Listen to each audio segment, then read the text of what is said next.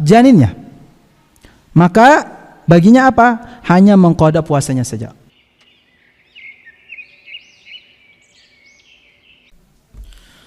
Baik, bismillahirrahmanirrahim. Assalamualaikum warahmatullahi wabarakatuh. Innal hamdalillah nahmaduhu wa nasta'inuhu wa nastaghfiruh wa na'udzu billahi min shururi anfusina wa min sayyiati a'malina. Man yahdihillahu fala mudilla lahu wa man yudlil fala hadiya lahu. Asyhadu an la ilaha illallah wahdahu la syarika lah wa asyhadu anna Muhammadan 'abduhu wa rasuluh. Fallahumma salli wa sallim ala nabiyyikal karim Muhammad ibn Abdullah wa ala alihi wa ashabihi wa azwajihi wa man sara ala nahjihi wa darbihi ila yaumiddin wa ba'd. Alhamdulillah, segala puji bagi Allah Subhanahu wa taala yang masih memberikan kita kesempatan, yang masih memberikan kita kesehatan sehingga kita bisa hadir bermudzakarah di tempat yang semoga Allah Subhanahu wa taala muliakan ini. Mengawali majelis kita pada sore hari ini, kami mengajak kita semua untuk bersyukur kepada Allah Subhanahu wa taala. Bersyukur atas limpahan nikmat yang Allah Subhanahu wa taala berikan sampai detik ini. Alhamdulillah, pada sore hari ini Allah Subhanahu wa taala memudahkan langkah kita, memalingkan hati kita kepada kebaikan, bermajelis bersama di tempat ini untuk mengkaji insyaallah taala tentang ahkam atau fikih berkenaan dengan puasa yang insyaallah taala dalam beberapa hari insyaallah kita akan memasuki bulan puasa. Amin ya rabbal alamin. Kemudian berikutnya kami mengajak kita semua untuk menghaturkan salawat serta salam kita kepada junjungan kita, suri teladan kita, guru kita Muhammad sallallahu alaihi wasallam. Juga kepada keluarga, kepada para istri, para sahabat, tabi'in, atba' tabi'in dan orang-orang yang mengikuti beliau hingga hari akhir. Ummahati wa akhwati yang semoga Allah Subhanahu wa taala muliakan. Allah Subhanahu wa taala, di antara kemuliaan yang Allah Subhanahu wa taala berikan kepada umat ini adalah menjadikan beberapa musim-musim kebaikan. Di beberapa bulan Allah Subhanahu wa taala melipat gandakan amal kebaikan di situ. Kemudian Allah Subhanahu wa taala menurunkan nafahat atau kebaikan-kebaikan karunia-karunianya kepada umat ini. Itu adalah kekhususan yang diberikan oleh Allah Subhanahu wa taala kepada umat Muhammad sallallahu alaihi wasallam. Insyaallah taala dalam beberapa hari ke depan insyaallah kita akan memasuki bulan Ramadan. Maka sejatinya sebagai seorang mukmin, sebelum melakukan sesuatu, sebelum mengerjakan sesuatu, hendaknya kita mengetahui ilmunya. Fa'lam annahu la ilaha illallah wastaghfir li dzambik. Maka ketahuilah bahwasanya Allah Subhanahu wa taala itu tiada sekutu baginya. Wastaghfir li dzambika walil mu'minina wal mu'minat wallahu ya'lamu mutaqallabakum wa mathwaakum. Barulah setelah ilmu itu Allah Subhanahu wa taala memerintahkan untuk beramal, yaitu dalam firman-Nya wastaghfir li dzambika walil mu'minin. Beristighfarlah, berbuat kebaikanlah. Artinya di sini Allah Subhanahu wa taala mendahulukan ilmu sebelum kita bertindak. Artinya sebelum melakukan sesuatu hendaknya kita memiliki bekal, dan bekal terbaik sebelum melakukan suatu ibadah itu adalah ilmu. Ya, hendaknya kita mengetahui ilmu berkenaan dengan apa yang akan kita kerjakan. Nah, insyaallah taala kita akan memasuki bulan Ramadan, dan bulan Ramadan itu adalah syahrul siyam, bulan di mana Allah Subhanahu wa taala wajibkan bagi semua muslim dan muslimah untuk berpuasa di dalamnya. Maka hendaknya kita mengetahui ilmu yang berkenaan dengan puasa Ramadan tersebut. Ummahati wa akhwati yang semoga Allah Subhanahu wa taala muliakan. Insyaallah taala fiqhus siyam ya fikih puasa dalam kesempatan yang baik ini insyaallah kita akan membaca Fiqh Sunnah lin Nisa ya yang ditulis oleh Syekh Abu Malik Kamal Sayyid Salim hafizahullahu taala. Pertama, kita harus mengetahui apa itu puasa. Ini hal yang dasar yang harus kita ketahui. Puasa itu apa? Secara bahasa, as-shaum ya, kata puasa itu berasal dari bahasa Arab bermakna al-imsak, menahan diri. Menahan diri dari segala apapun. Ketika seseorang menahan diri, maka dia dinamakan dengan berpuasa. Sebagaimana firman Allah Subhanahu wa taala dalam surat Maryam, "Inni nadartu lirrahmani shauma, falan ukallimal yawma insiya." Pada hari ini aku bernadar untuk Allah Subhanahu wa taala berpuasa. Bernadar untuk Allah Subhanahu wa taala berpuasa. Berpuasa dalam apa? Kemudian Allah Subhanahu wa taala melanjutkan ayatnya, "Falan ukallimal yawma insiya." Maka pada hari ini, mulai detik ini aku tidak akan banyak berbicara kepada orang-orang yang menanyakan kenapa kamu bisa melahirkan, kenapa ini, kenapa ini. Nah, di sini Maryam ya menggunakan kalimat as-shaum itu bermakna menahan secara bahasa. Nah, ini secara bahasa. Kata as-shaum, kata puasa itu artinya adalah menahan. Jadi dalam konteks apapun, ketika seseorang menahan diri dari lapar, ketika seseorang menahan diri dari berbicara, ketika seseorang menahan diri dari melihat, maka dia sudah berpuasa secara bahasa. Namun yang menjadi pembahasan penting kita adalah konteks syar'inya atau dalam istilahnya ya. Puasa yang dimaksud ya dalam syariat itu apa, atau apa makna dari puasa secara syariat. Maka berpuasa ya secara syar'i atau secara syariat adalah ibadatun anil imsaki an asya makhsusah. Ibadah yang dimana seseorang menjaga dirinya dari sesuatu yang khusus yang telah dijelaskan oleh syariat. Yang khusus di sini adalah sesuatu yang membatalkan puasa fi zamanin makhsus, dan juga pada waktu-waktu tertentu. Min shakhsin makhsus, kemudian dikerjakan oleh orang-orang tertentu. Biniyatin makhsusah, dengan niat tertentu juga. Ini makna puasa secara syariat atau puasa secara istilah. Jadi puasa secara istilah itu adalah maknanya adalah seseorang menahan diri dari segala sesuatu yang membatalkan puasa di waktu tertentu, kemudian dilakukan oleh orang-orang tertentu. Nanti siapa orang-orangnya nanti insyaallah kita akan bahas di sini. Kemudian dengan niat tertentu. Nah, jadi harus ada niat di situ. Ini makna dari puasa secara syariat. Ummahati wa akhwati yang semoga Allah Subhanahu wa taala muliakan. Kemudian poin yang kedua, puasa banyak jenisnya atau banyak macamnya ya. Setidaknya puasa kalau dilihat dari hukumnya kita bisa membagi menjadi dua ya. Puasa kalau kita mau membagi dari hukumnya, maka puasa itu dibagi menjadi dua. Ada puasa wajib dan ada puasa sunnah.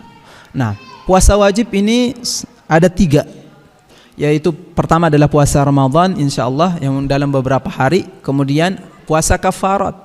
Puasa kafarat ini adalah puasa yang dilakukan untuk sebagai penebus dari dosa atau kesalahan yang dilakukan. Ya, ini namanya puasa kafarat. Yang ketiga, puasa yang hukumnya wajib adalah apa? Puasa nazar. Nah, puasa nazar artinya adalah misalnya dia bernazar, kalau ane punya mobil, kalau ane lulus, kalau ane punya anak, saya akan bernazar, maka dia harus berpuasa. Nah, maka hukum puasa bagi orang yang mengatakan seperti ini adalah wajib. Nah, ini namanya puasa wajib. Artinya hukumnya wajib. Jadi puasa wajib itu ada 3 modelnya. Pertama adalah Ramadan, ya. Kemudian adalah puasa kafarat, puasa yang dikerjakan untuk apa tadi? Untuk membayar membayar ataupun menutupi kesalahan atau dosa yang dilakukan. Kemudian yang ketiga itu adalah puasa nazar. Nah, semua tiga ini hukumnya wajib.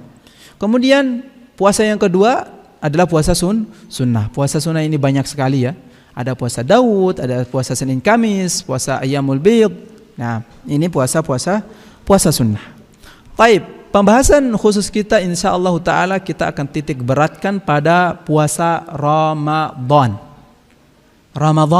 Nah, ini lagi-lagi nih Ramadan. Ada yang masih ingat kenapa dinamakan dengan Ramadan? Nah, Sumiyar Ramadanu min ar-ramda.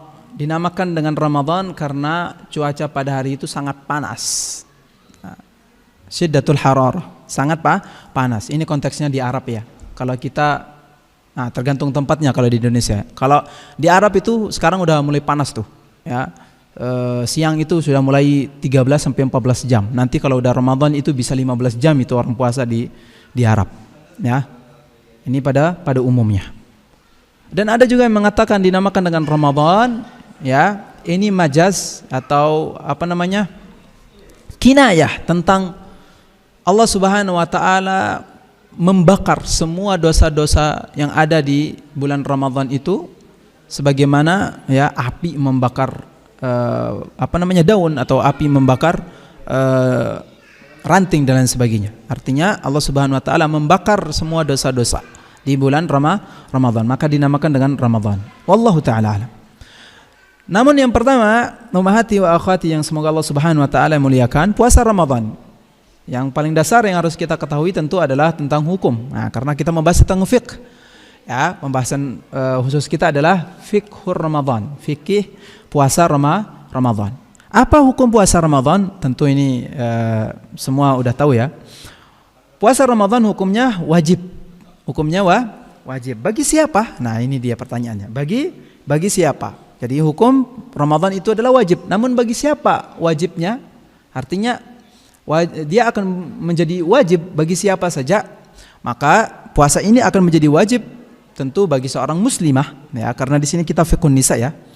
Bagi seorang muslimah, kemudian berakal, kemudian balik, kemudian sehat atau mampu dari sini, dan juga mukim, artinya tidak dalam keadaan safar.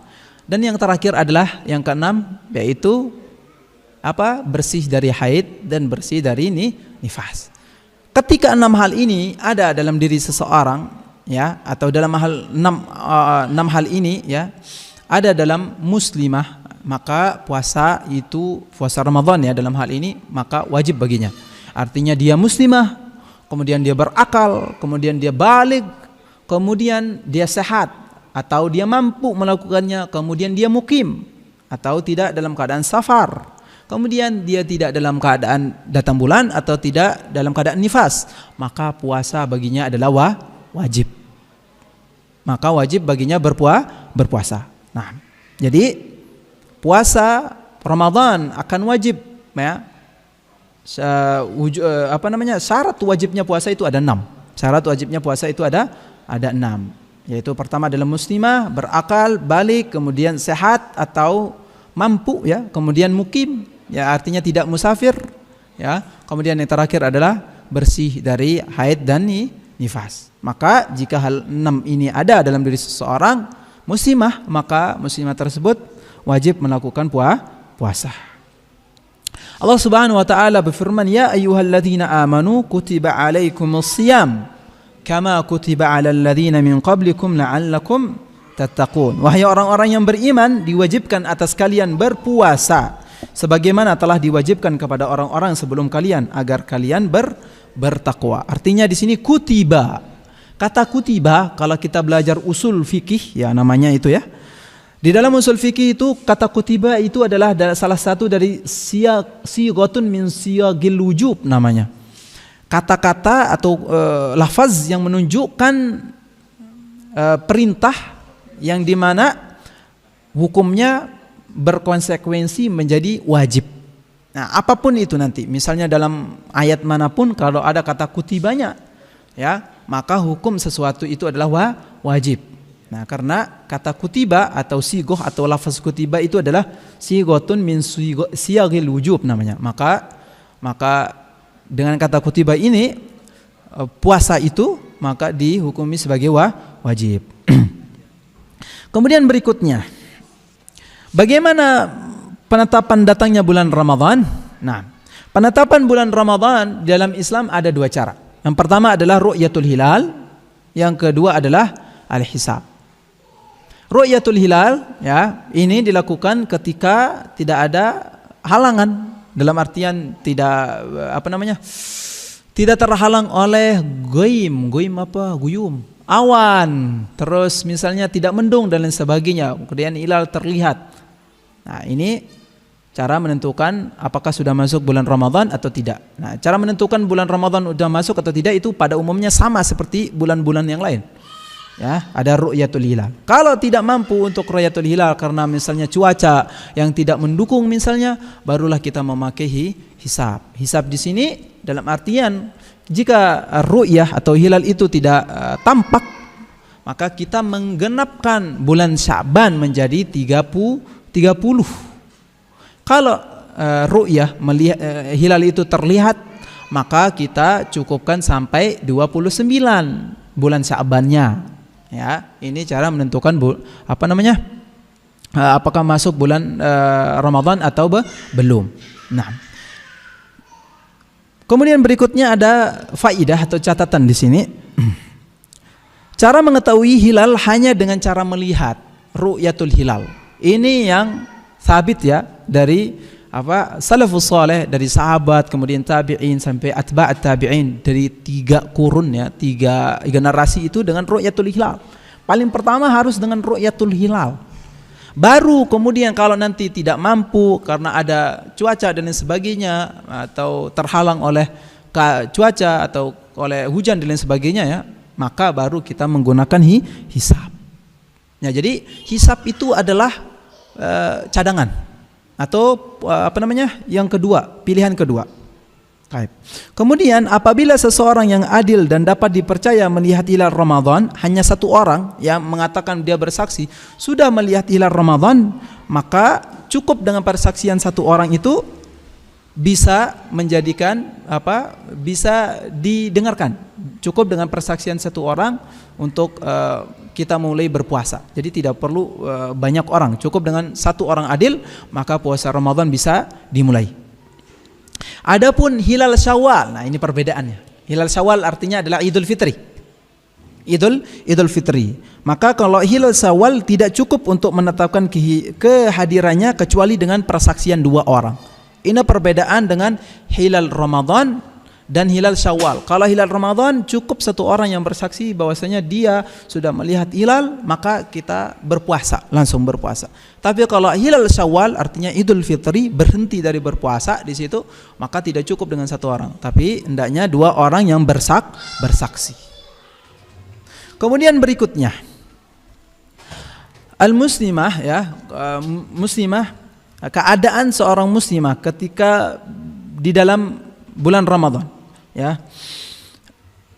Setidaknya ada beberapa keadaan ya, untuk seorang muslimah kapan dia boleh berbuka puasa atau boleh dia tidak berpuasa. Ada beberapa keadaan seorang muslimah boleh tidak berpuasa atau bahkan boleh dia membatalkan puasanya.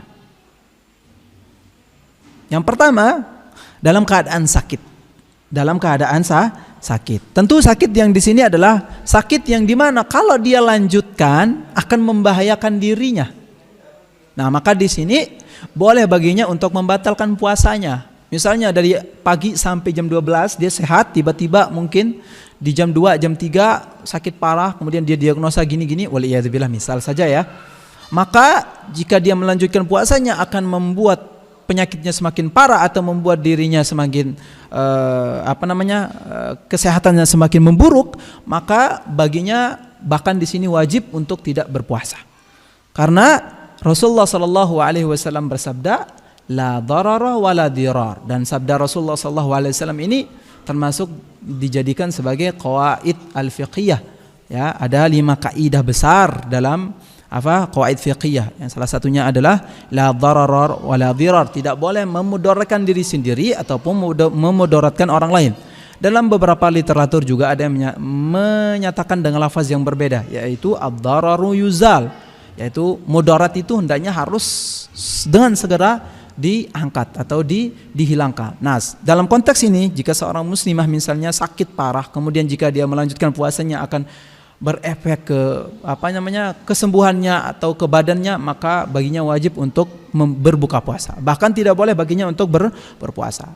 Ini keadaan pertama kalau dia sakit. Keadaan kedua kalau dia sakit. Nah, kebiasaan misalnya nih sakit flu, sakit ringan. Kalau sakit ringan di sini maka tidak boleh ya membatalkan puasa atau bahkan wajib dia berpuasa. Ringan saja.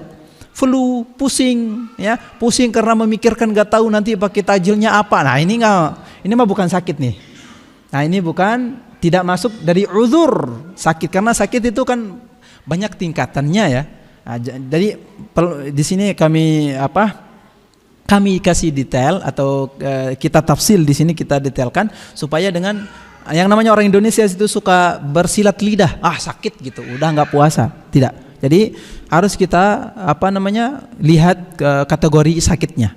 Jadi kalau sakitnya seperti yang tadi itu dapat membahayakan kehidupannya atau kesehatannya semakin memburuk, maka baginya boleh, bahkan hendaknya dia jangan berpuasa. Tapi kalau sakit ringan seperti flu, pusing memikirkan pakai sahur apa nanti dan sebagainya, ini mah itu tidak boleh baginya untuk meninggalkan berpuasa. Nah, kemudian berikutnya, keadaan kedua seorang muslimah boleh untuk tidak berpuasa atau mungkin boleh dia membatalkan puasanya, yaitu adalah dalam keadaan safar atau bepergian. Nah, di sini dalam keadaan safar ini, di sini ada pilihan. Islam itu sangat mudah ya. Islam itu sangat mudah. Al-Islamu yusrun. Islam ini sangat mudah. Kalau seseorang atau seorang muslimah sedang dalam keadaan safar, di sini ya baginya memilih. Nah, maka dia lebih tahu tentang keadaannya. Kalau seseorang muslimah itu dalam keadaan safar, dia mampu misalnya berpuasa, maka jika dia berpuasa itu mubah, silakan saja. Namun jika dia merasa dirinya safar misalnya ke Amerika, mau mudik tahun ini Ustadz ke Amerika, misalnya 10 jam itu ke Amerika. Ya, transitnya saja 2 kali, transit pertama ke Bangkok, transit kedua kemana itu nggak tahu. Maka jika tidak mampu, maka di sini diperbolehkan untuk tidak berpuasa. Bahkan mungkin misalnya di awal berpuasa baru transit di Bangkok kemudian lapar misalnya. Itu tidak mengapa dia membatalkan puasanya dalam keadaan safar. Karena ya Rasulullah SAW ya diriwayatkan dulu pernah berpuasa, bahkan juga pernah tidak berpuasa dalam keadaan safar. Bahkan suatu ketika Rasulullah SAW ya mendapati seorang sahabat laki-laki sampai dikerumunin ya dalam keadaan safar, dikerumunin, kemudian ditanya kenapa dia ini dikerumunin, ada apa? Ya Rasulullah, dia sedang safar. Kenapa dia, padahal dia tidak mampu berpuasa, kenapa dia berpuasa? Sampai Rasulullah SAW bersabda, laisa minal birri as-saumu fis safar, bukan suatu kebaikan jika seseorang itu tidak mampu. Nah, ini tafsirannya, bukan dari kebaikan. Tidak baik seseorang itu berpuasa dalam keadaan safar sedangkan tubuhnya tidak mampu atau dianya tidak mampu menahan lapar, maka sebaiknya jangan berpuasa seharusnya. Namun juga beberapa riwayat Rasulullah SAW juga pernah berpuasa. Nah, para sahabat dalam suatu perjalanan tidak ada yang berpuasa kecuali Rasulullah SAW. Artinya di sini para ulama menyimpulkan ini kembali ke keadaan seorang musafir tersebut. Nah, Anda lebih tahu keadaan Anda kalau dalam keadaan safar itu bagaimana. Apakah 2 jam, sejam safar mah bisa lah insya Allah ya. Tapi kalau 10 jam atau 8 jam, nah mungkin bisa dipikirkan lagi. Misalnya ke Saudi itu 8 jaman ya, kurang lebih. Taib, itu keadaan kedua ya. Kemudian keadaan ketiga, ya, seorang muslimah boleh untuk tidak berpuasa dalam keadaan kapan? Jika wanita atau muslimah ya lanjut usia atau lansia di sini ya. Lanjut usia atau lansia. Wanita yang tidak mampu berpuasa, dia boleh tidak berpuasa pada bulan Ramadan dan tidak wajib baginya qadha. Namun baginya apa? Baginya adalah it'amu miskin, dia hendaknya membayar fidyah dari setiap puasa yang ditinggalkan. Jadi kalau lansia, ya baik lansia laki-laki maupun perempuan, jika sudah umur lah bahasa kita ya, atau uzur, maka baginya boleh untuk tidak berpuasa dan tidak perlu qada. Namun hanya membayar fidyah, ya, membayar fidyah sebagai ganti puasa yang ditinggalkan tersebut. Ini adalah pendapat jumhur ulama, sebagaimana sebagaimana firman Allah Subhanahu wa taala, wa 'alal ladzina yutiqunahu fidyatu ta'amu miskin. Dan atas orang-orang yang tidak mampu, yaitu orang lansia di sini ya, untuk tidak berpuasa atau tidak mampu berpuasa, maka kewajiban baginya adalah membayar fidyah, yakni memberi makan orang miskin. Ibnu Abbas radhiyallahu anhu berkata tentang ayat ini, yang mengomentari tentang ayat ini, bahwasanya beliau berkata, ayat ini yaitu ayat yang tadi kita baca, ya, wa 'alal ladzina yutiqunahu fidyatu ta'amu miskin, yaitu kata beliau ayat ini tidak mansukh, ayat ini masih dijadikan hukum, ya, ini bagi lelaki atau wanita tua atau wanita lansia. Maka yang tidak mampu karena umur, karena uzur, maka cukup baginya membayar fidyah, ya, misalnya dengan jumlah yang ditinggalkan dari puasa tersebut, dan tidak perlu qada, maka tidak ada qada. Ini untuk lansia. Kemudian keadaan berikutnya, seorang boleh tidak berpuasa, muslimah di sini ya, yaitu dalam keadaan hamil ataupun dalam keadaan menyusui. Sebelum kita masuk ke sini, tadi membayar fidyah. Berapa ukuran fidyah yang dibayar? Nah, ukuran fidyah yang dibayar adalah setengah sok. Ada yang tahu berapa setengah sok itu? Nah, kalau di zakat ya, zakat fitrah itu kata Rasulullah SAW, sa'an min tamrin atau min syairin. Jadi kalau di zakat itu kita bayar zakat berapa? Zakat fitrah satu sok itu kurang lebih 4 mud itu seperti ini ya. Tapi seperti qabdah apa? Bukan cengkeraman ya. Begininya orang biasa, bukan besar, bukan kecil. Nah, ini terlalu kecil nih ya.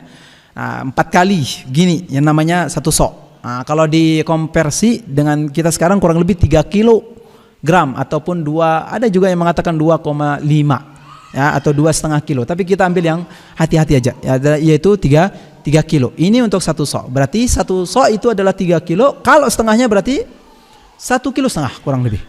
Jadi dia memberikan makan ya, di sini makan di sini adalah beras ya, ataupun makanan pokok. Makanan pokok 1,5 kilo. Atau dengan cara apa? Ini cara pertama ya, untuk membayar fidyah itu ada 2 cara. Pertama adalah memberinya dalam keadaan mentah, yaitu makanan pokok kita di sini beras misalnya. Yaitu memberikannya setengah sok. Setengah sok itu kurang lebih 1,5 kilogram atau 1,5 kilogram. Maka dia memberikan mentahnya. Atau dengan cara yang kedua, yaitu adalah dengan menghidangkannya langsung. Yang dimana ukurannya adalah dengan 1 porsi dia bisa mengenyangkan si miskin tersebut atau si du'afa tersebut. Nah, ini juga bisa. Misalnya dia menghidangkan, kemudian syukur-syukur ada dagingnya di situ. Atau lauknya, kemudian dipanggil misalnya berapa yang ditinggalkan puasa 6 atau 7 hari atau 30 hari misalnya kalau dia lansia, maka dipanggil 30 orang di situ, terus dikasih makan di situ untuk 30 orang tersebut. Nah, begitu cara membayar fidyah. Kemudian berikutnya, keadaan yang keempat ya, seorang wanita boleh atau muslimah boleh tidak berpuasa, yaitu keadaan yang keempat adalah ketika dalam keadaan hamil ataupun menyusui. Nah, hamil dan menyusui ini satu hukum. Nah, dalam masalah ini sangat ikhtalafal ulama'u fi hadhil mas'alah. Ini paling gampang jawabannya ya. Pendapat tentang ini sangat banyak sekali ya. Para ulama berbeda pendapat di sini. Namun yang pertama, ana akan bacakan pendapat dari mazhab Imam Syafi'i ya, karena kita mazhab Syafi'i gitu ya. Enggak tahu ya. Baik. Di dalam mazhab Syafi'i ya, disampaikan di sini di dalam Mughnil Muhtaj ya, yang ditulis oleh Syekh Khatib Asy-Syarbini, orang hamil dan orang menyusui itu ada 3 keadaan. Yang pertama adalah Jika dia tidak berpuasa, ya, ibu hamil dan menyusui tidak berpuasa karena takut karena kesehatan dirinya, ya, karena takut karena kesehatan dirinya, maksudnya apabila ibu hamil tidak berpuasa dikarenakan rasa takut terhadap dirinya karena tidak berpuasa, kesehatan dirinya, ya, maka baginya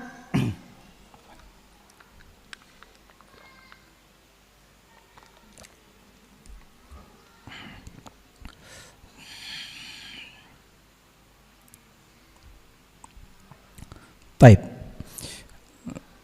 Kita sebut dulu pendapat dari mazhab Syafi'iyah. Orang hamil dan menyusui. Nah, untuk orang hamil dan menyusui di sini ada beberapa keadaan. Keadaan pertama adalah apabila seorang yang hamil atau menyusui tidak berpuasa dikarenakan rasa takut terhadap janinnya. Baik, kita mulai dari janin, nggak apa-apa ya. Karena takut terhadap janinnya, misalnya seperti keguguran atau yang sejenisnya, maka di sini baginya dua perkara, yaitu apa? Mengganti puasanya, artinya mengqadha, dan membayar fidyah. Nah, ini jika dia takut terhadap janinnya, ya. Kemudian keadaan berikutnya, jika seorang ibu hamil ataupun menyusui, ya, tidak melakukan puasa karena khawatir atas kondisi dirinya nih, si ibu yang menyusui atau si ibu yang hamil. Kalau tadi kan janin. Nah, ini keadaan kedua nih, karena kondisi dirinya, ya, kondisi dirinya atau khawatir atas kondisi fisik dan juga janinnya, ya, maka baginya di sini apa? Maka baginya satu, yaitu hanya mengganti puasa, dalam artian qadha. Hanya mengqadha puasanya. Nah, ini sebagaimana yang disampaikan oleh Syekh Khatib Asy-Syarbini dalam kitab beliau Mughni Muhtaj. Wa ammal hamilu wal murdi'u fa in aftarata khaufan ala nafsihima wajabal qada'u bila fidyah. Jika seorang ibu hamil dan menyusui dan jika ibu hamil dan menyusui tidak berpuasa karena sebab, ya, takut terhadap dirinya dan takut karena janinnya, maka baginya adalah apa? Al-qadha, qadha doang, mengganti puasa tanpa fidyah. Namun au 'alal waladi lazimathuma al-fidyah fil azhar. Sedangkan jika dia takut karena janinnya saja, maka baginya dua. Ini takut karena misalnya keguguran atau janinnya nanti sakit dan sebagainya, nah, maka baginya dua, yaitu mengqadhanya dan membayar fidyah. Nah, ini di dalam mazhab Syafi'i. Namun baik, kita coba lihat di mazhab yang lain, ya. Setidaknya kalau kita lihat semua mazhab yang ada, ya, setidaknya di sini ada 5 pendapat, ya. Nah, pendapat yang pertama tentang orang yang menyusui dan hamil, ya. Pendapat yang pertama, wajib mengqadha puasa dan memberi makan kepada orang miskin, ya. Nah, ini wajib mengqadha puasa dan memberi makan kepada orang miskin atau membayar fidyah setiap hari yang ditinggalkannya. Nah, ini tadi adalah mazhab Syafi'i, ya, yang sudah kita baca. Kemudian pendapat yang kedua, cukup mengqadha saja. Nah, ini adalah pendapat Imam Al-Auza'i dan yang lainnya, dan termasuk di sini adalah Abu Hanifah. Jadi pendapat yang kedua adalah cukup mengqadha saja, tidak ada fidyah. Kemudian yang ketiga, cukup memberi makan kepada orang miskin tanpa mengqadha. Nah, ini adalah pendapat paling banyak di kalangan sahabat. Nah, di antaranya itu adalah Ibnu Abbas, kemudian Ibnu Umar, kemudian juga At-Tabi'i seperti Ishaq, dan juga di sini adalah pendapat Syekh Al-Albani rahimahullahu taala, yaitu cukup dengan mengqadha, cukup dengan memberi makan orang miskin. Ini pendapat yang ketiga, artinya tidak ada qadha untuk menyusui dan hamil. Ini pendapat yang ketiga.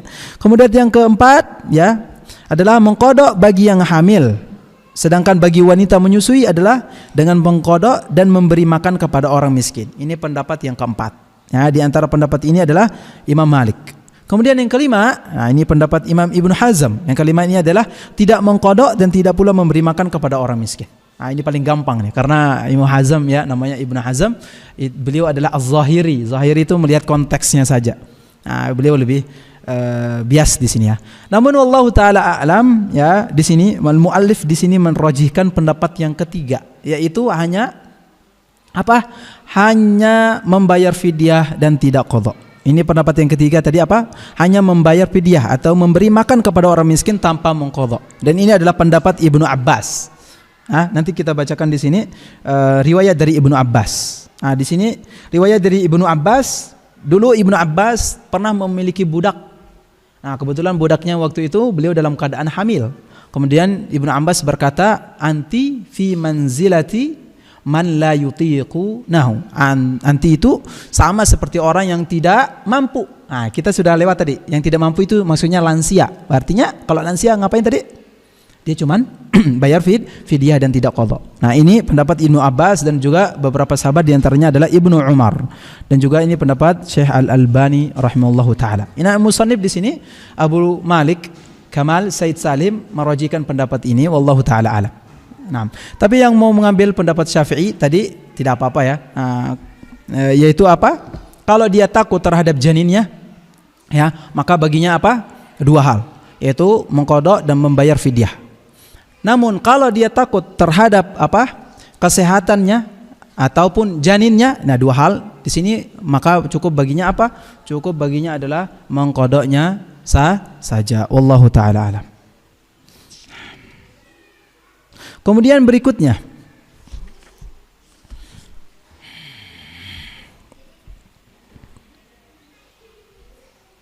kita ke pembahasan berikutnya adalah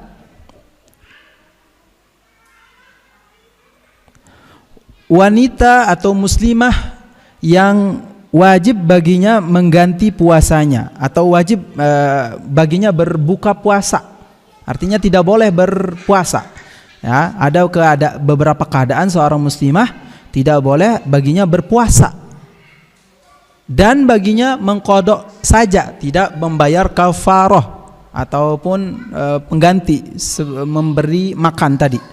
Itu ada beberapa keadaan, ya. Pertama adalah jika seorang muslimah dalam keadaan haid tentunya, ya. Maka di sini seorang muslimah jika dalam keadaan haid tidak boleh baginya berpuasa. Ya, tidak boleh baginya berpuasa. Bahkan, ya, kalau dia misalnya sucinya di jam 2 atau jam 3, maka sisa hari itu tidak perlu dia berpuasa. Atau sisa jam dari hari di mana dia suci itu tidak perlu dia berpuasa. Ya, cukup baginya adalah mengqadha. Dan tidak ada kafarah bagi seorang muslimah yang dalam keadaan haid, dan juga di sini disebutkan yaitu dalam keadaan nifas. Maka baginya adalah mengqadha puasa. Sebagaimana riwayat dari Aisyah radhiyallahu anha, "Kunna nu'maru biqadha'is salati." Kunna nu'maru biqadha'is shaumi wa la nu'maru biqadha'is shalah. Dulu kami diperintahkan oleh Rasulullah sallallahu alaihi wasallam, yaitu di zaman Rasulullah sallallahu alaihi wasallam, para muslimah, para sahabiat itu hanya diperintahkan untuk mengqadha puasanya saja, sedangkan salat tidak ada. Artinya majanan, ya, free. Dan artinya di sini secara lafaz Aisyah menyampaikan baginya qadha doang. Artinya bagi muslimah yang haid ataupun nifas itu tidak ada kafarah. Kemudian berikutnya, di sini ada faidah. Bagaimana jika seorang muslimah misalnya, ya, meminum atau membeli atau mengkonsumsi bahasa kita itu obat penahan, bahasanya? Obat atau obat pencegah haid misalnya. Apakah boleh atau tidak, ya Ustadz? Di sini dijelaskan, bagus ya. Kata beliau di sini, seorang muslimah secara umum, ya, jika dia tidak dalam keadaan haid dan bukan dalam keadaan nifas, baginya puasa itu wajib. Namun bisa saja misalnya muslimah saking harisnya, misalnya harisun ala asyam, misalnya sangat pingin berpuasa, misalnya dia pun membeli obat untuk mencegah haid misalnya. Apakah boleh demikian? Maka di sini wallahu taala a'lam, secara umum itu mubah saja. Ya, itu mubah saja selama itu tidak mendatangkan mudarat. Selama itu tidak mendatangkan mudarat. Maka jika seorang muslimah misalnya pingin full puasanya kemudian mengkonsumsi obat seperti itu atau obat pencegah haid, maka itu disah-sah saja dan mubah saja, ya. Namun sekali lagi tolong konsultasikan sama dokter. Anda nggak bisa berfatwa ini terlalu jauh, karena Anda kira sepertinya, ya, ada beberapa efek, ya, yang namanya obat kimia, ya, ada beberapa efek. Mungkin bisa dipertimbangkan. Dan subhanallah, Islam itu mudah. Kalau datang haid ya udah jangan puasa, nanti diganti saja. Ya, nanti diganti. Dan para sahabiat pada zaman Rasulullah SAW enteng saja itu, nggak apa-apa gitu, nggak apa-apa begitu haid datang ya tinggalkan puasa, nanti dikodok di waktu yang lain. Nanti dikodok di waktu yang lain. Namun jika ada yang melakukan demikian, maka puasanya sah. Artinya dia tidak dalam keadaan haid karena obat itu, kemudian dia bisa berpuasa full, maka puasanya sah-sah saja. Wallahu ta'ala alam. Kemudian faidah yang kedua, catatan yang kedua, bagaimana hukumnya jika seorang wanita yang istihadhah? Wanita istihadhah, ada yang masih ingat hukum wanita istihadhah? Nah, kita masih udah lewat ya, kitab Thaharah. Wanita istihadhah itu hukumnya sama seperti muslimah yang suci. Artinya apa? Dia berpuasa, dia sholat. Dia berpuasa, dia sholat. Tidak boleh baginya untuk meninggalkan puasa. Ini untuk yang mustahadah atau yang dilanda atau didatangin oleh damul istihadhah, ya, darah istihadhah, ya.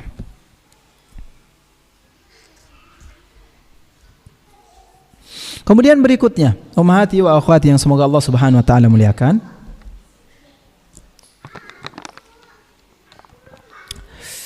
Ada beberapa syarat sah puasa bagi seorang muslimah, ya. Ada 2 syarat sah puasa bagi seorang muslimah. Syarat sah, ya. Syarat sah. Kalau tadi kita sebutkan syarat wajib, artinya jika 6 hal yang tadi kita sebutkan, yaitu muslimah, berakal, balik, kemudian apa? Muqim, kemudian balik, berakal, muqim, kemudian tidak dalam keadaan haid dan nifas, maka puasa baginya wajib. Nah, kalau sekarang ini adalah syarat sahnya puasa bagi seorang muslimah. Artinya 2 hal ini harus ada dalam puasa tersebut supaya sah, puasa tersebut menjadi sah. Di sini disebutkan oleh beliau hafizallahu taala, ada 2 syarat puasa itu sah bagi seorang muslimah. Yang pertama tentu adalah suci dari haid dan nifas. Suci dari haid dan nifas. Ini penting. Bahkan meskipun darah nifas itu atau darah haid itu misalnya datang di detik-detik ingin berbuka, misalnya 5 menit sebelum berbuka puasa keluar itu, maka puasanya batal. Puasanya batal. Artinya dia harus mengkodoknya nanti di waktu yang lain. Nah, jadi benar-benar dari awal puasanya sampai akhir itu tidak ada yang namanya darah haid dan nifas. Meskipun sebentar saja itu dapat merusak puasa. Kemudian yang kedua tentu adalah niat. Dan khusus untuk berpuasa bulan Ramadan, Rasulullah SAW bersabda, "Man lam yubayit an-niyah fala siyamalah." Atau dalam riwayat yang lain Rasulullah SAW bersabda, "Man lam yujmi' as-siyama qabla al-fajr fala siyamalah." Barang siapa yang tidak mengukuhkan niatnya, ya, mengazamkan dirinya untuk berniat berpuasa besok pada malam hari, maka tidak ada puasa bagi orangnya tersebut. Ini khusus untuk puasa Ramadan, puasa wajib. Maka puasa wajib atau puasa Ramadan itu niat itu hendaknya dimulai sejak malam hari, dan malam hari itu dimulai dari maghrib. Ya, begitu azan, ya, Anda berbuka, nggak apa-apa itu, bisikkan dirinya, besok saya mau berpuasa, itu sudah niat itu. Nah, nggak perlu begitu selesai tarawih misalnya, nawa itu, nggak perlu itu. Cukup dengan Anda ada terbesit hatinya besok ingin lanjut berpuasa, itu sudah bagian dari niat. Jadi 2 syarat puasa seorang muslimah itu sah, yaitu adalah ya suci dari haid dan nifas, kemudian niatnya adalah dari malam hari, dan malam hari itu dimulai dari terbenamnya matahari atau masuk waktu maghrib. Wallahu taala alam. Namun catatan faidah, ya. Kalau puasa sunnah bagaimana? Kalau puasa sunnah fleksibel, ya. Artinya apa? Kalau puasa sunnah itu bisa di siang hari ataupun bisa dini hari, ataupun bisa di jam 12 jam 3 sore misal, bisa. Ya, dengan syarat dari pagi sampai detik di mana dia berniat itu belum minum segalon. Misalnya pagi dia belum makan, minum dan lain sebagainya, atau belum melakukan hal-hal yang membatalkan puasanya sampai jam 10. Ini untuk puasa sunat ya, puasa sunnah. Belum makan, belum minum, kemudian di jam 10 itu dia berniat untuk puasa Senin Kamis misalnya, maka hal ini boleh. Kalau puasa sunnah. Sebagaimana Rasulullah SAW dulu sering melakukan hal yang demikian. Dikisahkan ya, diceritakan oleh Aisyah radhiyallahu anha, dulu Rasulullah SAW sering bertanya kepada beliau, apakah ada makanan apa tidak. Kalau tidak ada makanan ya, meskipun sudah siang, beliau belum makan apa-apa, beliau langsung berniat, kalau gitu ini shaim, kalau begitu saya berpuasa. Nah begitu. Nah, ini untuk puasa sunnah. Nah, kalau puasa sunnah ada kemudahan di situ. Kemudian berikutnya rukun puasa. Rukun puasa artinya di sini adalah hal-hal yang harus wajib dilakukan ketika kita melakukan puasa tersebut. Ketika kita melakukan puasa tersebut. Nah, kalau tadi syarat wajib itu di luar puasa, sebelum kita melakukan puasa. Syarat sah puasa itu sebelum kita melakukan puasa. Kalau rukun itu di dalam puasa tersebut. Ketika masuk ke dalam puasa tersebut. Hanya satu rukun puasa itu. Apa? Menjaga diri dari segala sesuatu yang membatalkan puasa. Ya, baik yang masuk dari mulut atau masuk dari dubur. Nah, ini segala sesuatu yang membatalkan puasa harus dihindari. Nah, ini rukun puasa. Itu hanya satu, meninggalkan segala sesuatu yang membatalkan puasa. Kemudian berikutnya,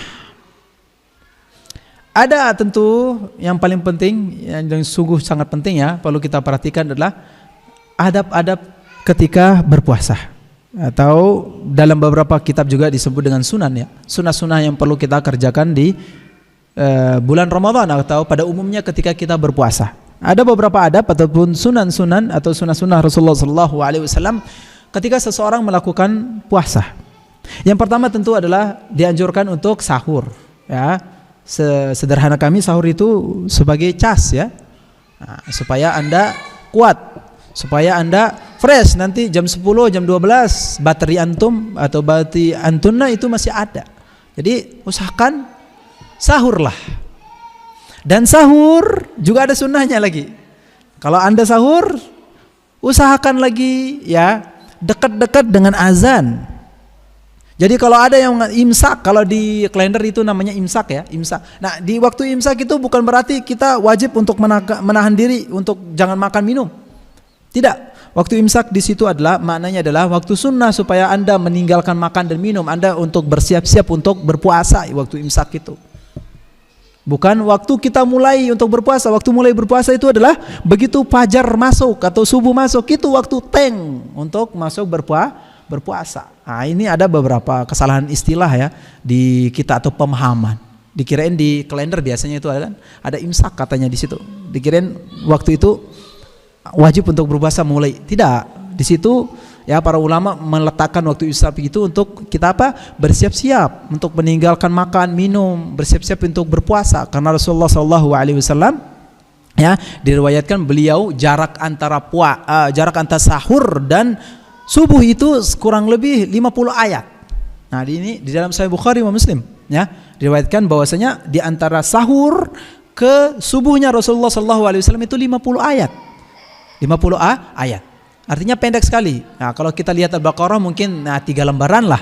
Nah, kalau An-Naba berarti dia cuman 1 halaman tuh. Nah, tapi kita lihat yang normal panjang lah. Ya, kurang lebih 3 halaman atau 4 halaman lah. Artinya pendek.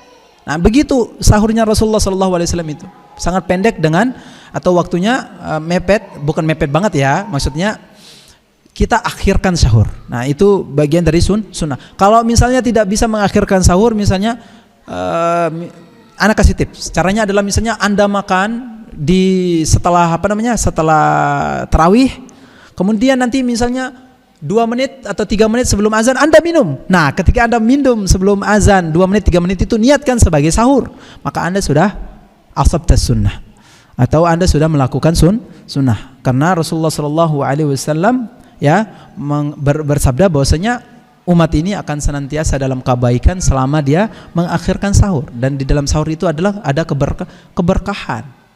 Nah, jadi itu sunnah Rasulullah SAW dalam sahur. Kemudian berikutnya di antara adab kita ketika berpuasa ya adalah Menahan diri dari apa saja yang membatalkan pahala puasa. Pahala puasa, bukan membatalkan puasa. Kalau membatalkan puasa mah rukun, wajib, harus kita tahan diri dari hal yang membatalkan puasa. Kalau membatalkan nilai ataupun mengurangi pahala puasa. Nah ini, seperti apa sih yang mengurangi nilai puasa kita, atau seperti apa sih yang mengurangi pahala puasa kita? Seperti menggibah orang, berbicara yang kotor, dan lain sebagainya. Perkataan-perkataan yang tidak baik. Nah, ketika misalnya seseorang berbohong, ketika seseorang menggibah, puasanya sah, tidak batal itu. Tapi apa konsekuensinya? Pahala puasanya, nilai puasanya dikurangi, berkurang nilai puasanya. Karena Rasulullah SAW bersabda, "Rubba sha'imin laisa lahu min ju'in laisa lahu min siyamihi illa al-ju'i wal atas." Illa al-ju'i wal atas. Begitu banyak orang yang berpuasa namun tidak mendapatkan apa-apa. Artinya dia tidak mendapatkan pahala, hanya menggugur kewajiban saja. Ya, menggugur kewajibannya hanya untuk dikatakan dia sudah berpuasa atau tidak. Banyak sekali yang seperti itu. Dia hanya mendapatkan lapar dan dahaga, haus saja. Tidak ada mendapatkan pahala karena tidak memperhatikan adab-adab berpuasa. Para salafus saleh mengatakan bahasanya apa?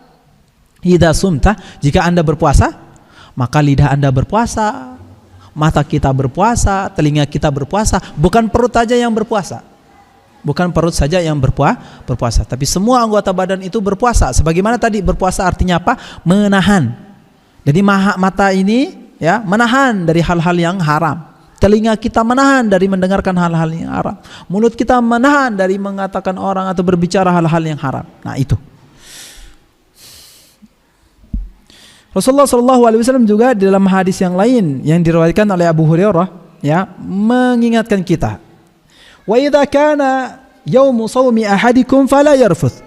Jika salah seorang berpuasa ya, maka janganlah di antara kalian ada yang berkata kotor. Wala yasgab, dan juga jangan berkata-kata yang buruk. Wala yajhal, dan jangan pula berteriak atau melakukan hal-hal yang bodoh atau perbuatan yang sia-sia. Fa in syatamahu ahadun aw qatalah, jika ada seseorang yang mencacinya atau menzaliminya ya, falyaqul inni shaim, maka jangan balas. Jangan diladenin, jangan dilayani. Cukup Anda mengatakan saya sedang berpuasa. Nah, itu. Baik, kemudian adab yang berikutnya tentu ya, ini kita di Ramadan ya. Hendaknya kita menjadi orang yang lebih dermawan di bulan Ramadan.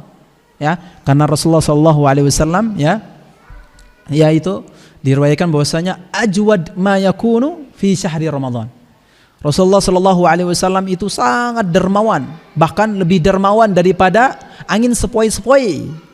Namun paling dermawan Rasulullah SAW fi Ramadan, itu di bulan Ramadan. Tentu kita memotivasi diri kita semua ya, bagaimana kita bisa bersedekah meskipun hanya memberi makan satu orang di bulan Ramadan itu ya, menjadi orang yang dermawan, menjadi menginfakkan harta bahkan atau memberi makan iftar lah ya, untuk orang yang berpuasa untuk mendapatkan fadilah, supaya kita mendapatkan pahala seperti orang yang berpuasa tersebut.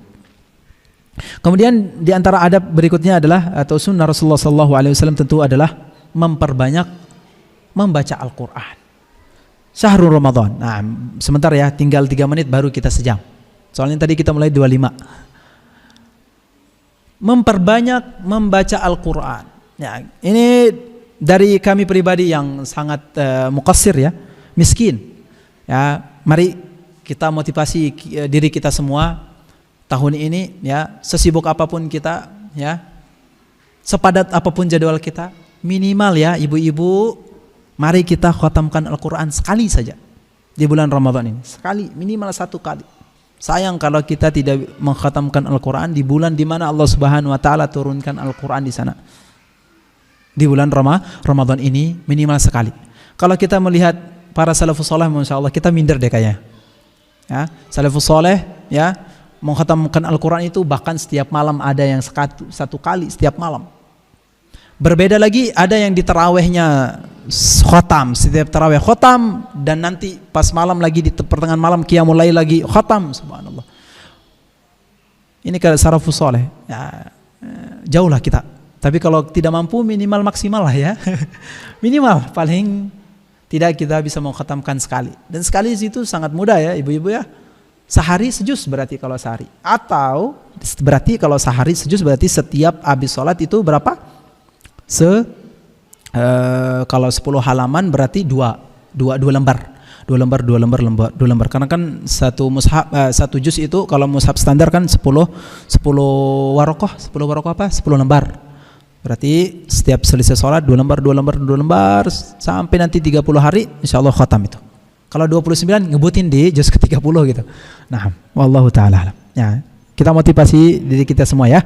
Baik. Kemudian yang berikutnya yaitu berdoa ketika berbuka puasa. Karena ketika berpuasa detik-detik ketika ingin berbuka puasa itu ya mustajab di situ. Doa seorang yang berbuka puasa di situ adalah mustajab. Ya. Maka sebelum berbuka puasa perbanyaklah doa di situ, ya. Sebelum berbuka puasa. Dan berbukalah dengan jika ada pertama adalah dengan rutop. Ya, kurma basah. Kalau enggak ada dengan kurma biasa konvensional. Kemudian jika tidak ada pun silakan dengan air. Nah, atau apa yang ada lah. Taib. Ini sunnah Rasulullah SAW ketika berpuasa. Kemudian juga ta'jil. Ta'jil artinya adalah bukan ngabuburit, yaitu adalah mempercepat waktu berpuasa. Artinya jangan tunggu-tunggu kalau memang benar-benar sudah masuk waktu maghrib. Nah, itu sunnah Rasulullah SAW.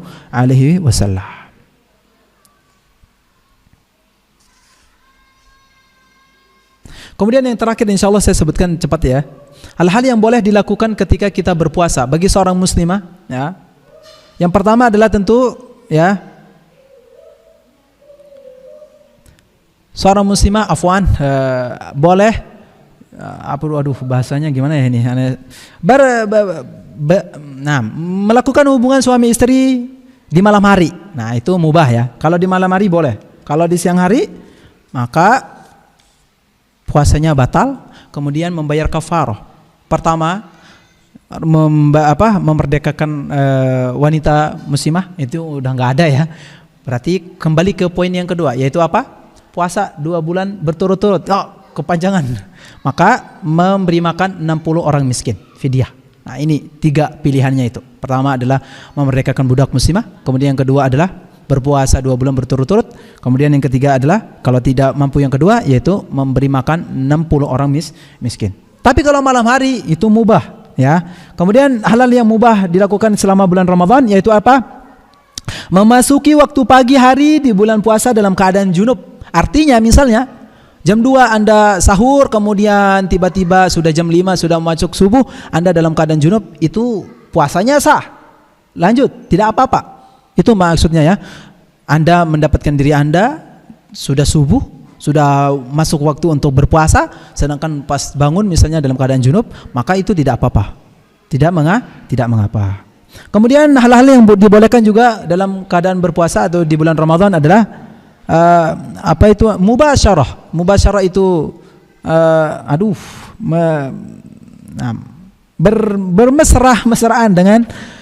bermesraan dengan fulan. Yang maksudnya di sini suami ya ataupun istri. Nah, namun tidak jima ataupun tidak hubungan badan. Kalau sebatas bermesraan itu tidak apa-apa. Namun bagaimana nanti kalau dia bermesraan kemudian mengeluarkan afwan mani, maka batal puasanya dan tidak wajib baginya kafarah karena dia bermesraan bukan jima. Nah, ini ya. Nah, kemudian hal-hal yang dibolehkan juga ketika di bulan Ramadan ya, boleh mandi atau menuangkan air di atas kepalanya karena misalnya kehausan, karena kepanasan misalnya di bulan Ramadan. Namun dengan syarat tidak minum ya. Misalnya karena terlalu panas, kemudian dia berpuasa, ingin mendinginkan badan lah ya. Misalnya kalau Anda tidak punya AC di rumah, kemudian Anda ingin mendinginkan badan, kemudian mengguyurkan tubuhnya atau kepalanya dengan air, hal ini dibolehkan ya, karena Rasulullah SAW juga pernah melakukan hal tersebut ya. Beliau pernah datang ke suatu daerah namanya Al-Arju. Kemudian beliau mengguyurkan tubuhnya atau kepalanya dengan air karena beliau merasa kepanasan karena kehausan. Namun jangan minum. Di sela-sela misalnya mengguyurkan tubuhnya dia minum, itu mah minum namanya, bukan mengguyurkan atau mendinginkan badan. Artinya di sini boleh mendinginkan badan kalau merasa terlalu haus. Nah, ini hal yang mubah. Kemudian hal yang mubah juga dilakukan adalah berkemumur. Dengan syarat jangan terlalu Jangan terlalu berlebih-lebihan. Dan juga adalah sikat gigi. Boleh sikat gigi meskipun sudah zawal ataupun meskipun sudah masuk waktu siang. Nah, ini mubah. Jika Anda tidak takut ya, atau jika Anda tidak khawatir jika ada masuk ke dalam kerongkongan Anda misalnya bekas odol dan lain sebagainya. Ya. Namun yang lebih utama tentunya ini bisa kita atasi dengan sikat gigi mungkin di malam hari atau sebelum subuh ya. Nah, oleh karena itu Imam Syafi'i menilai hal ini adalah sebagai makruh karena dia mengurangi mengurangi keadaan kita sebagai seorang yang berpuasa, yaitu seorang berpuasa tentu bau mulutnya itu akan bau dan sebagainya, maka bau mulut seorang puasa itu lebih baik ya baginya, bahkan lebih baik dari rihul misk, wangi kasturi ya. Nah, maka Imam Syafi'i menilai di sini makruh. Namun ini bisa kita keluar dari khilaf ini ya, lakukan saja, yaitu di luar waktu di mana kita bisa misalnya sikat gigi waktu pagi misalnya. Kemudian juga dibolehkan yang terakhir insyaallah, donor darah boleh. Dengan syarat apa? Dengan syarat dia mampu ya. Artinya kalau donor darah kan darahnya diambil, artinya bisa saja dia lemah, kemudian dia bisa pingsan dan sebagainya. Namun kalau dia mampu, dia tahu dirinya kuat misalnya, hal ini dibolehkan. Kemudian cuci darah juga boleh ya. Ini tidak membatalkan puasa. Kemudian berbekam. Ya, berbekam juga boleh di siang hari Ramadan. Ini menurut pendapat yang rajih wallahu taala alam. Namun tentu yang lebih utama, yang lebih afdal ya, kita keluar dari perbedaan pendapat para ulama, ada yang membolehkan dan ada yang tidak membolehkan. Apa susahnya sih kita berbekam di malam hari?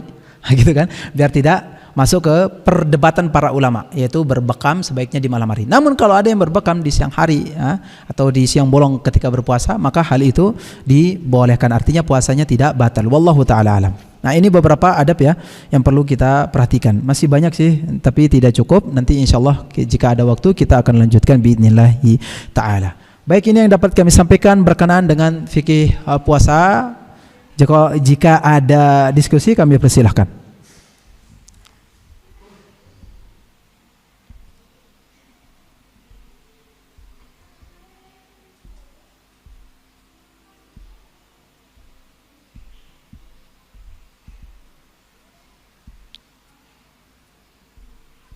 Nah, sebentar ada pertanyaan.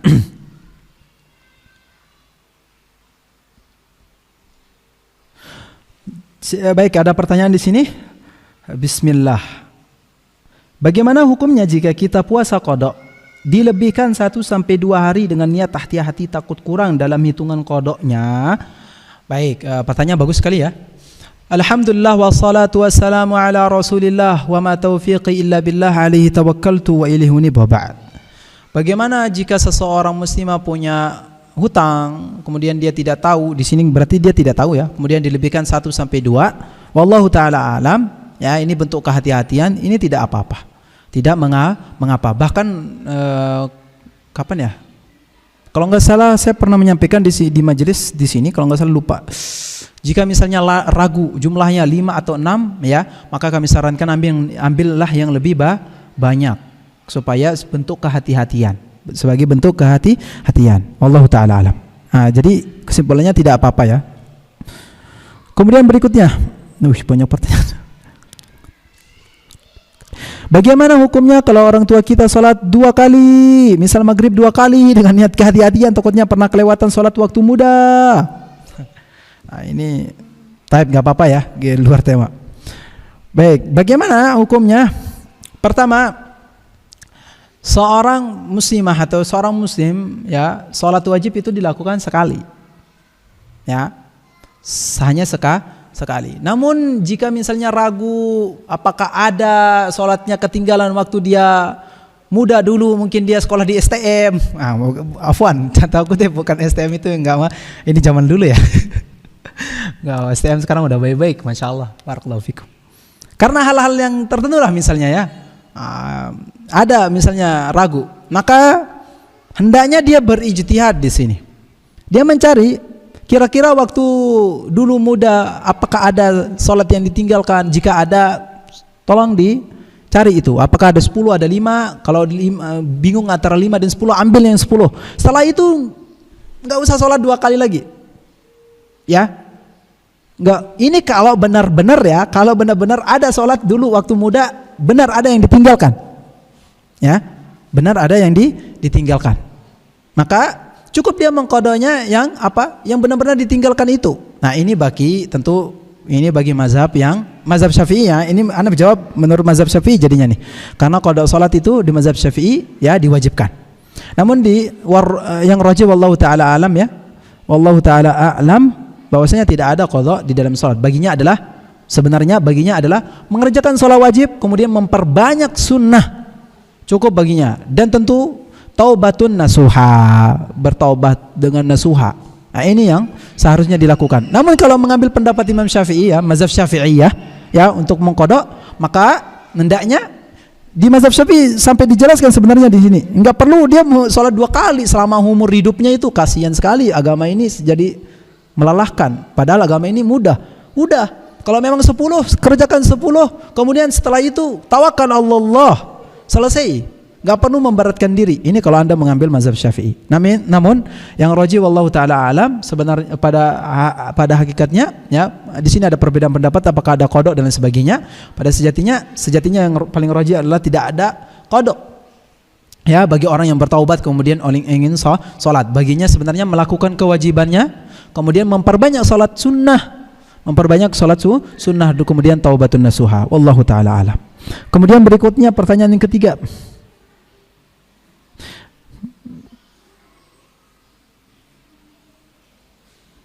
Aduh, enggak ngerti ya nih. Bagaimana hukumnya kalau puasa qada? Ini pas kita lewat sudah masuk Ramadan lagi, tapi sudah dibayar fidyah. Apakah harus bayar fidyah lagi atau nanti setelah Ramadan lanjut qada lagi? Aduh, enggak ngerti.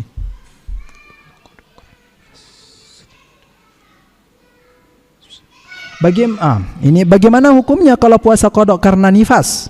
Kita lewat sudah masuk Ramadan lagi tetapi sudah dibayar fidyah, apakah harus bayar fidyah lagi atau nanti setelah Ramadan lanjut qada lagi? Nah, kemarin Anda sudah singgung di sini ya. Di Lataiful Ma'arif Ibnu Rajab Al-Hambali ya, seorang muslimah ketika masuk bulan Sya'ban itu hendaknya mengingat-ingat apakah dia punya utang atau tidak dengan Allah Subhanahu wa taala di Ramadan. Jika seorang muslimah punya hutang ya di Ramadan tahun lalu ya, kemudian sampai masuk Ramadan ini kemudian tidak sempat mengqadanya karena uzur, tanda kutip, karena uzur, sakit atau hamil lagi 2 kali di tahun itu misalnya, bisa enggak tahu. Karena uzur lah ya, sakit lah ya. Sampai masuk Ramadan berikutnya, kemudian Ramadan kemarin belum diqada, maka di sini baginya hanya mengqada, tidak perlu fidyah. Ini kalau ada uzur. Namun di sini Anda tidak tahu nih pertanyaan di sini, apa karena uzur atau tidak. Ya. Namun karena jika seorang ini keadaan kedua, jika tahun lalu dia punya hutang puasa, kemudian sampai masuk tahun ini dia meninggalkan puasanya berleha-leha, tidak ada uzur, maka para ulama ya, di antaranya ini jumhur ulama ya, mazhab Syafi'i dan Imam Malik dan Imam Ahmad ya, mereka berpendapat baginya adalah 2, yaitu mengqadanya dan membayar fidyah. Nah, ana enggak tahu di sini apakah dia meninggalkannya karena ada uzur atau tidak. Nah, jadi itu ya. Kalau karena ada uzur maka cukup baginya mengqada. Namun karena tidak ada uzur maka baginya 2, membayar fidyah dan mengganti puasanya atau mengqadanya. Wallahu taala alam. Kemudian yang berikutnya, nah, setelah Ramadan baiknya puasa qada dulu atau puasa Syawal dulu. Apakah yang terbaik puasa Syawal dulu atau qada dulu? Nah, para ulama ya, ana langsung saja singkat ya. Di dalam hadis itu Rasulullah sallallahu alaihi wasallam bersabda, "Man shoma Ramadan," berpuasa Ramadan, "tsumma atba'ahu sittan min Syawal." Artinya di sini puasa Ramadan dulu baru Syawal. Nah, kan Syawal itu kan 30 hari. Kalau Anda punya hutang puasa Ramadan 5, ya bisa puasa Ramadan dulu. Ya. Nah, ini lebih afdal karena di hadis itu ya konteksnya adalah puasa Ramadan dulu. Artinya wajib dulu. Anda belum selesai wajib, silakan wajib dulu. Ini konteksnya kalau waktu muasa namanya, waktunya masih luang.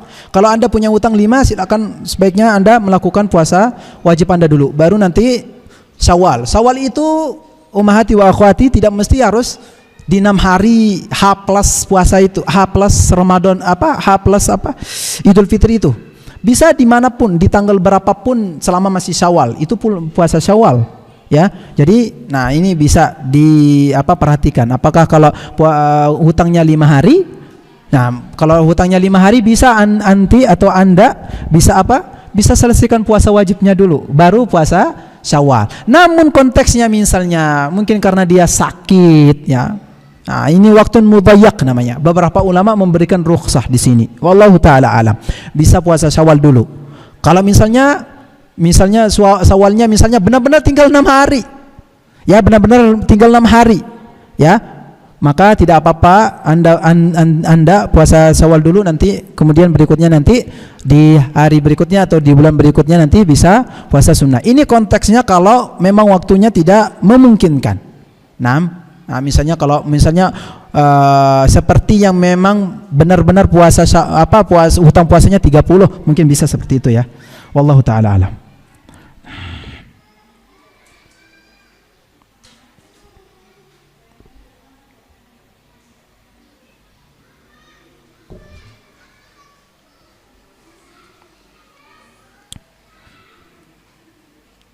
Taib. Ini pertanyaan bagus banget ya. Jika ulama berbeda pendapat dalam masalah fiqhiyah, contohnya seperti masalah mengqadha puasa bagi ibu hamil dan menyusui, masalah yang kita sebut tadi ya, apakah kita boleh mengambil pendapat yang paling mudah bagi kita tanpa melihat dalil mana yang lebih kuat? Ini sudah disampaikan oleh Fadilatul Ustadz Firza ya di kajian umum ya, kalau Anda menonton. Baik. Pertama, orang awam atau orang yang tidak belajar usul fiqih, orang yang tidak bisa melihat kekuatan dalil yang mana, itu mazhabnya adalah mazhab ustadznya atau mazhab tempat dia mengaji. Kalau mazhab tempat kiainya mengaji adalah mazhab Imam Syafi'i, maka mengambil pendapat yang tadi, yaitu apa? Kalau dia takut terhadap janinnya ya, atau dan kesehatannya, maka baginya dua hal, yaitu mengqadha dan fidyah.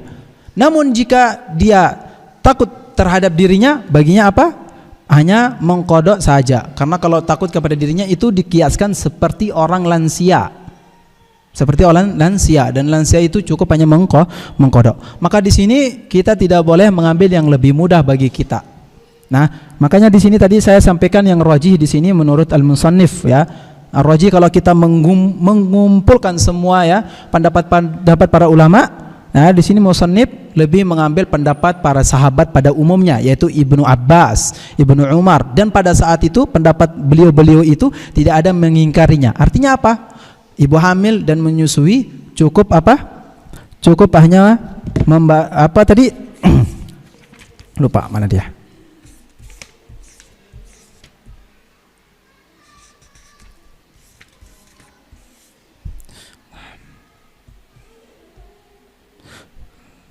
Nah, wanita hamil atau wanita yang sedang menyusui apabila mengkhawatirkan keadaan dirinya atau mengkhawatirkan kondisi anaknya atau janinnya, maka keduanya boleh berbuka puasa, artinya tidak berpuasa. Dan tidak ada kewajiban mengganti puasanya berdasarkan pendapat yang paling rajih, ya. Namun baginya hanya memberi makan miskin. Nah, ini pendapat jumhur kebanyakan dari para as-salaf. Musannif di sini mengambil ini. Namun wallahu taala a'lam, kalau ana pribadi ya, kalau Anda menanyakan saya pribadi, ana lebih condong ke mazhab Syafi'i, wallahu taala alam. Yaitu konteksnya tadi ada dua. Kayak ana sebutkan lagi, konteksnya mazhab Syafi'i itu ada dua.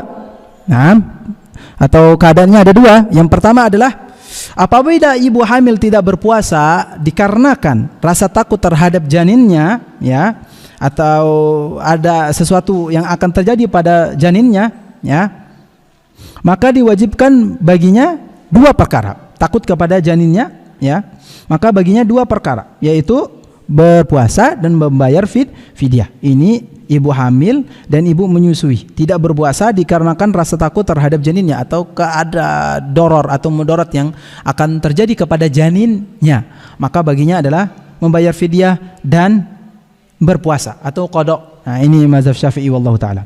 Kemudian keadaan yang kedua untuk di dalam mazhab Syafi'i di Mughnil Muhtaj ini ya, yaitu ibu hamil atau ibu menyusui khawatir atas kondisi dirinya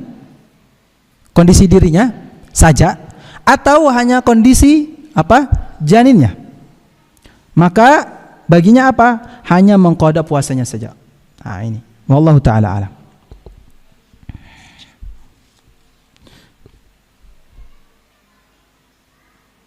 Nah, ini pertanyaan terakhir insyaallah.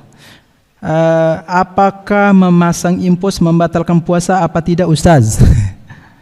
Taib. Jadi yang membatalkan puasa itu segala sesuatu yang masuk ke dalam jauf. Jauf itu adalah ini perut ataupun ke dalam pencernaan. Ya, baik melalui dubur ataupun kubur. Nah, impus itu sama dengan makanan. Impus itu ya sama dengan makanan. Jika impus itu ya banyak unsur makanannya, nah, dan anak kira semua impus ya itu untuk membuat dia kuat dan semua akan seakan-akan dia makan, ini membatalkan puasa karena impus itu isinya adalah makanan, makanya dia sama seperti takziyah namanya, sama seperti hukum memakan, namun dia lewatnya lain. Nah, selama dia masuk lewat apapun dan konteksnya di situ adalah makanan, maka dapat membatalkan puasa. Wallahu taala alam.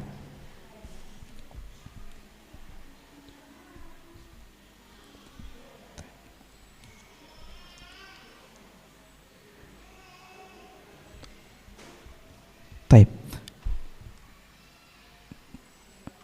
Ada pertanyaan lagi? Cukup?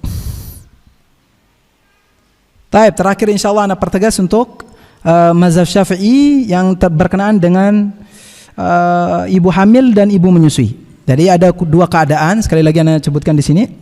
Ada dua keadaan di dalam Mughni Muhtaj untuk ibu hamil dan menyusui. Keadaan yang pertama adalah apabila ibu hamil tidak berpuasa disebabkan karena janinnya atau takut karena menyimpulkan penyakit di janinnya ya, seperti keguguran misalnya ya atau yang lain sebagainya, maka baginya adalah dua hal, yaitu membayar fidyah dan mengqada puasa. Kemudian keadaan kedua, kata Syekh Khatib Asy-Syirbini rahimallahu taala, keadaan kedua adalah ibu hamil dan menyusui tidak berpuasa ya karena khawatir atas kondisi dirinya, kesehatan dirinya, atau ini ada ataunya, khawatir atas kondisi fisiknya dan janinnya. Jadi yang pertama tadi ini keadaan kedua, itu khawatir atas ke fisik si ibu menyusui dan ibu hamil, atau khawatir atas janin dan dirinya, maka baginya adalah cukup mengqada. Wallahu taala a'lam. Nah, ini yang dapat kami sampaikan dalam kesempatan yang baik ini. Insyaallah nanti kita akan lanjutkan insyaallah. Barakallahu fikunna. Kita tutup dengan doa kafaratul majlis. Subhanakallahumma wa bihamdika asyhadu an la ilaha illa anta astaghfiruka wa atubu ilaik. Wa sallallahu ala rasulillah. Assalamualaikum. Al Yusra TV, menuntun umat dengan ilmu.